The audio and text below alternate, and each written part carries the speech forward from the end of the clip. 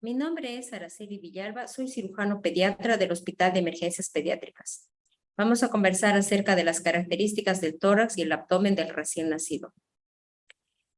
Al hablar acerca de la laparoscopía en el recién nacido, tenemos que tener en cuenta que los recién nacidos son sensibles a la absorción de CO2 y ellos pueden desarrollar secundariamente la acidosis respiratoria, que puede compensarse con un aumento de la frecuencia respiratoria, pero entonces presentan desaturación, hipotensión, hipercapnia, hipotermia, acidosis metabólica, que lo hacen más susceptible a la embolia aérea.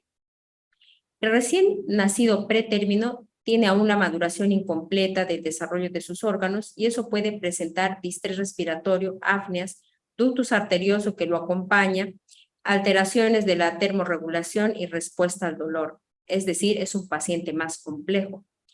El aumento de la presión intraabdominal puede comprometer el retorno venoso, produciendo una caída de la presión arterial. Por lo tanto, la presión de CO2 intraabdominal debe ajustarse a cada paciente, sobre todo aquellos que son menores de 2.500 gramos. En un recién nacido a término, usamos una presión de 5 en el abdomen con un flujo de 1 a 1.5. Si se trata de un recién nacido menor de 2.500, usaremos una menor presión y un menor flujo.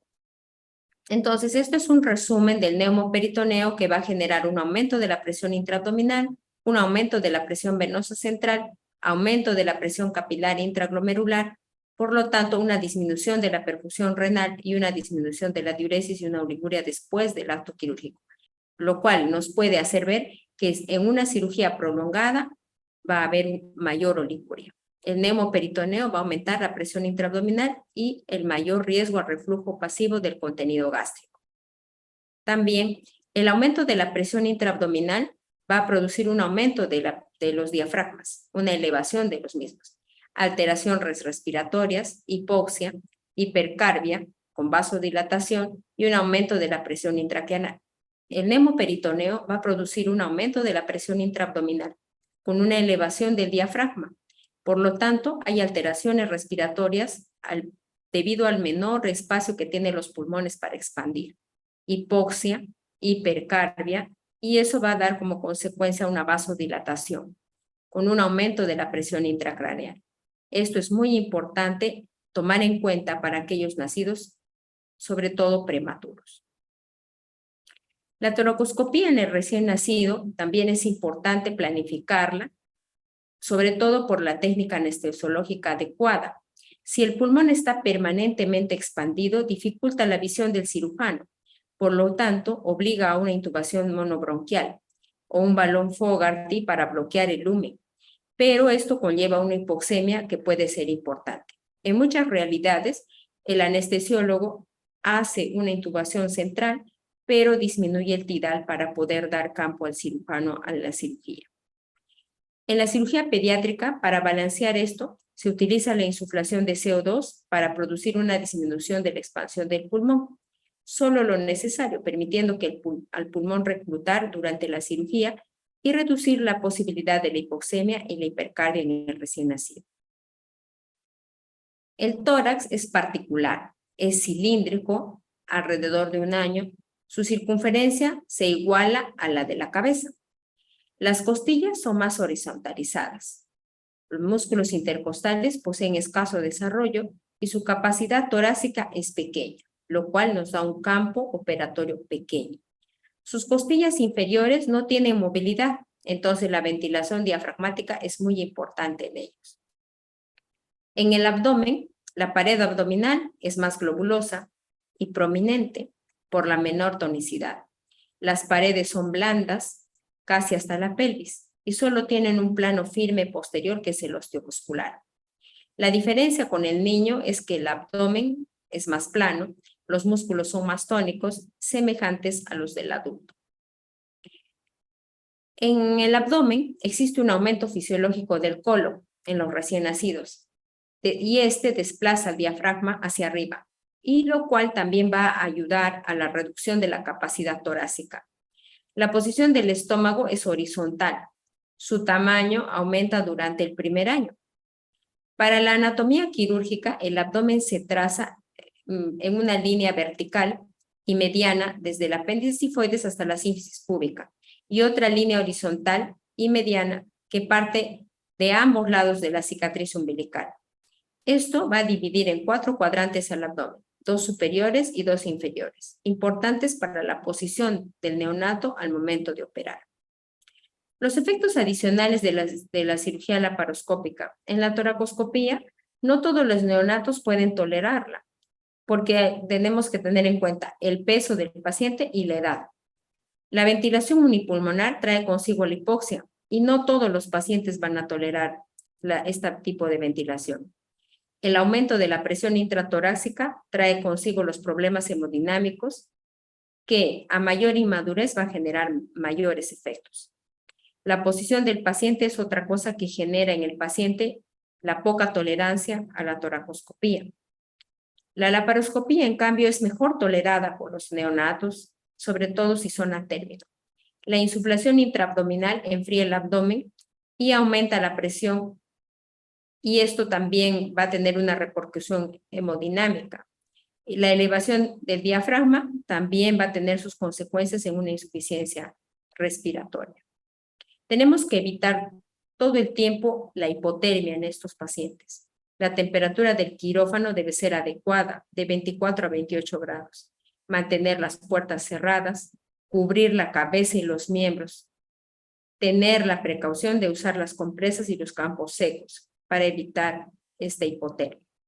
Otras consideraciones que debemos tener en estos pacientes es que debido a su inmadurez de la barrera lipídica de la piel, vamos a tener pérdida de agua, absorción percutánea de los agentes químicos con los cuales estamos limpiando al paciente.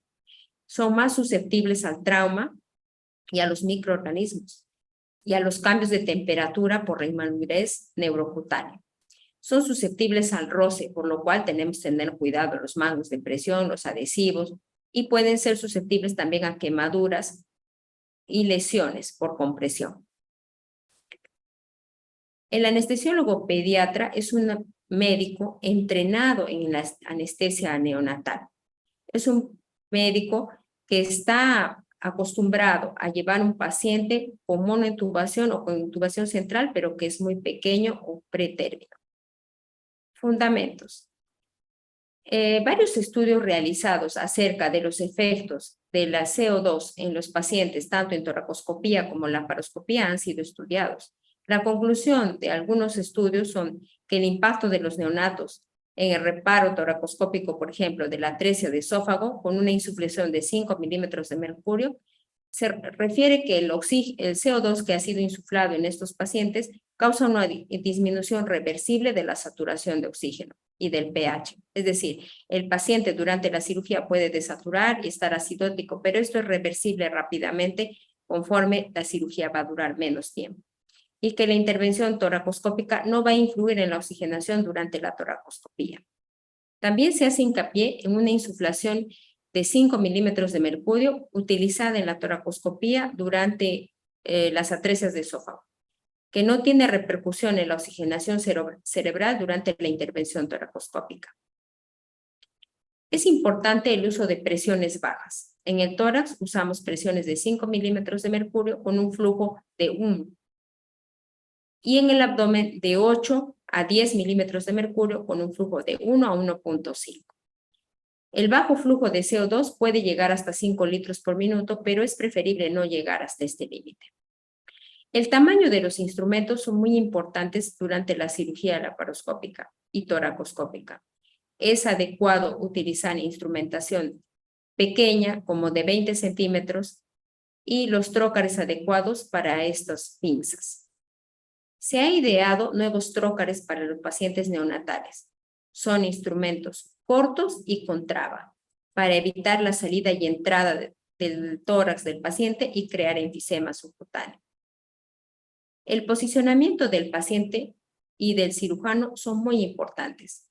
El cirujano y el ayudante deben estar del mismo lado y el paciente cambia de posición según el monitor. Utilizar la gravedad, como es en el caso del tórax o el abdomen, para poder tener un adecuado campo operatorio. Elevar al paciente para aumentar la movilidad de los instrumentos en el abdomen. Por ejemplo, el posicionamiento en la atresia de esófago, tenemos al paciente casi en decúbito ventral, haciendo uso de la gravedad para la caída del pulmón y tener un mayor espacio operatorio. También hacemos uso del CO2 para poder reprimir el pulmón, o a veces lo que utilizamos es la intubación selectiva. Para la ortopexia, que es en el mediastino anterior, ponemos al paciente casi colgando la cabeza para poder tener espacio en el mediastino anterior. En la cirugía del abdomen superior, posicionamos al paciente sobre varios campos operatorios para poder elevar al paciente, y también usamos un rodete en el abdomen superior para poder tener una adecuada visión del estómago, duodeno, hígado. En el abdomen inferior también tenemos lo propio. Podemos elevar el hemiabdomen inferior, la pelvis, para tener una mejor visualización del hemiabdomen inferior. Actualmente, el uso de la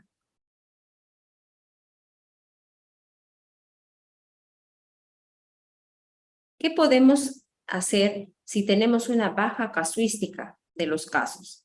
Pues entonces, en este caso, lo que tendríamos que hacer es entrenarnos en modelos experimentales. Se han creado modelos experimentales tridimensionales haciendo uso de la impresión tridimensional para poder realizar estos entrenamientos. Así tenemos el entrenamiento en atresia duodenal, atresia esofágica, dándonos una idea del posicionamiento del paciente y lo que debemos hacer durante el acto quirúrgico.